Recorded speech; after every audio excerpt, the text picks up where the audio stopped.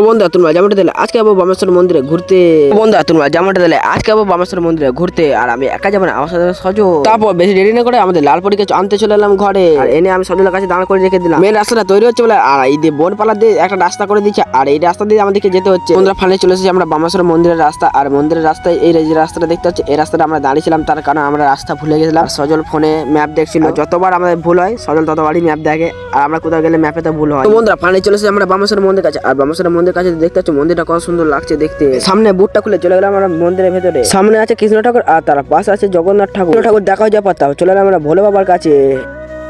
আমরা যেখানে যেখানে গেছি সেখানে আমরা মন্দিরের ঘন্টাগুলো বাজিয়ে দিয়েছি। বন্ধুরা তোমরা তো জানো ভোলে বাবা এটা যদি নামটা যদি জানা থাকে অবশ্যই কমেন্টে জানিয়ে যাবে। বন্ধুরা তারপর চলে এলাম আমরা কালী ঠাকুরের মূর্তির কাছে, আর এই যে তোমরা যে পাশে যে মূর্তিগুলো দেখতে পাচ্ছ, এই মূর্তিগুলো যদি নাম জানা থাকে অবশ্যই কমেন্টে জানিয়ে যাবে। মন্দিরের ভেতরে ঠাকুর দেখা হয়ে যাওয়ার পর তবে চলে এলাম আমরা মন্দিরের বাড়ি দিকে, আর মন্দিরের সামনে যে একটা মন্দির আছে এটা হচ্ছে গণেশ বাবার মন্দির আছে। তো বন্ধুরা এইখানে হচ্ছে গণেশ বাবার মূর্তি আছে, আর কাঁচ লাগানো আছে বলে তোমরা তো ঠিকঠাক মনে হয় দেখতেও পাচ্ছ। বন্ধুরা আজকের এই পর্যন্ত ভিডিওটা শেষ। ভিডিওটা যদি ভালো লাগে অবশ্যই একটা লাইক করে দাও, চ্যানেল যদি নতুন থাকে অবশ্যই চ্যানেলটা করে সাবস্ক্রাইব। Tata bye bye.